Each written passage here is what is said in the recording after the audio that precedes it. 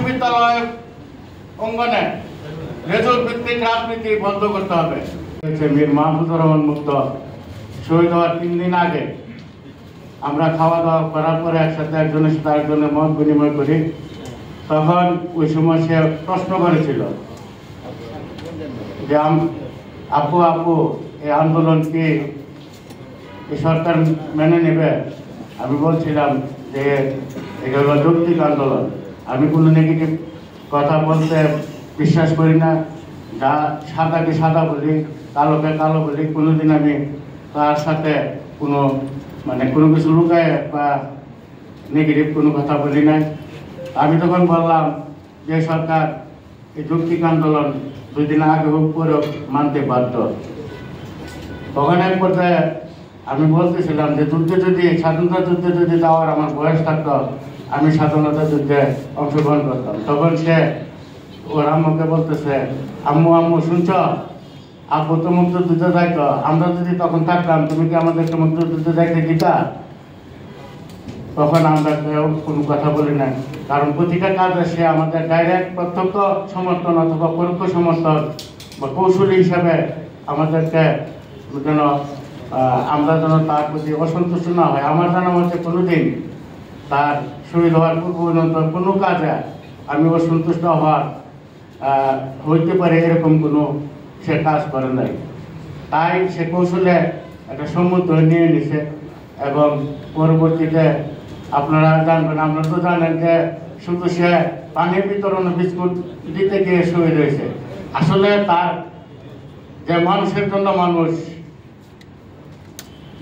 মানুষের সবার উপরে মানুষ, তার উপরে নাই। এই ব্রতকে নিয়ে সে ছোটবেলা থেকে বড় হয়েছে। আমার 3 ছেলেকেও এই বর্তমান যে রাজনৈতিক কলুষিত রাজনীতি, এই রাজনীতিতে তারা বিশ্বাস করে না এবং তারা সমর্থনও করে না। তারা সামাজিকভাবে গড়ে উঠেছে, স্কাউট, বিভিন্ন সামাজিক সংগঠন, বিএনসিসি, বিভিন্ন পর্যায়ে তারা কাজ করেছে, সামাজিক কাজ করেছে। সেই ব্রত হিসাবে প্রথমে সে আসলে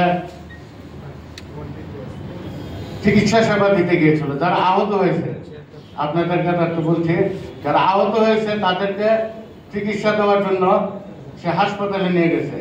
আর 2-1 জন যে লাশ করছে, শহীদ হয়েছে, তাদেরকে যখন পুলিশ নিতে না পারে, গুম না করতে পারে, সেজন্য সে তার দলবল নিয়ে এগিয়ে গিয়েছিল। পরবর্তীতে যখন চিকিৎসা সেবা শেষ হয় তখন সে পানি বিস্কুট নিয়ে মাঠে নামে এবং শহীদ হওয়ার ঠিক প্রায় আধা ঘন্টা পূর্ব আরেকটা লাশ যখন পরে সে ওই লাশকে পুলিশ যখন গুম করতে বা নেওয়ার জন্য এগিয়ে যাচ্ছিল, তখন সেই লাশকেও যখন পুলিশ না নিতে পারে সে তার নেতৃত্ব দিয়েছিল। এর পরবর্তীতে সে ক্লান্ত হয়ে পড়েছিল, তার কয়েকজন বিশ্রাম নিতেছিল ভোট দিবারের মধ্যে। তখন তাকে যেহেতু নেতৃত্ব দিতেছে তাকে লক্ষ্য করে গুলি করা হয়, শহীদ করা হয়। আমি বলতে চাই আগামী দিনে যেন এরকম দুঃসাহস, এরকম ফ্যাসিস্ট কি বলবো, বিগত সরকার, হাসিনা সরকার, ভিতরে এক বাইরে আরেক রূপ। আমি বলতে চাই যে আপনারা যতদিন আপনারা আছেন এই দেশের জন্য আপনারা কাজ করবেন। বিশেষ করে আইওয়াশ বলতে না, আইওয়াশ জাতীয় কোনো কাজ করবেন না, দেখানোর জন্য কোনো কাজ করবেন না। আন্তরিকভাবে প্রয়োজনে আমি পোলাও গুস্ত না খেয়ে আমি ডাল ভাত খাবো, সততার সাথে আপনারা কাজ করবেন, কোনো আইওয়াশে বিশ্বাস করবেন না। আর আরেকটি কথা বলতে চাই যে আমার একটা দাবি, আমি কিন্তু ছাত্র রাজনীতি করেছি, তারপরে যখন বলতে হয় বিএনপি সরকার ক্ষমতায় 95 আসে, তখন আমি ওই জেলা জাতীয়তাবাদী ছাত্রদল ব্রাহ্মণবাড়িয়া জেলার সেক্রেটারি ছিলাম। আমি ওই পদ ছেড়ে দিয়ে আমি চাকরিতে চলে যাই। আর মানুষ একটা রানিং পার্টির সভাপতি সেক্রেটারি হওয়ার জন্য লক্ষ লক্ষ টাকা বিভিন্ন ভাবে কৌশল করে, গ্রুপ করে সেই জায়গায় যাই। আর আমি সেই জায়গা ছেড়ে চাকরিতে গিয়েছিলাম।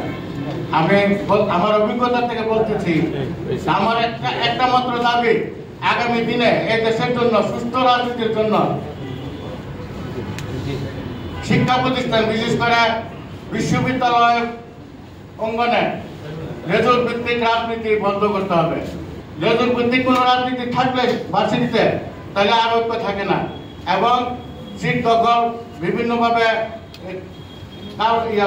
বিভিন্নভাবে তাদেরকে ফোর্স করা হয়। এবং বিগত আন্দোলনও দেখছেন, আর আগের আন্দোলনও দেখছেন যে তারা ওই রাজনীতির পক্ষ হয়ে তারা কাজ করে এবং এরকম নৃশংস কাজ করে যা ভাষায় বলা যায় না। তাই আমি বলবো আজকের এই সমাজের মাধ্যমে এই সরকার যেন সংস্কারের সাথে সাথে যেন লেজুর ভিত্তিক রাজনীতি দেশে না হয়।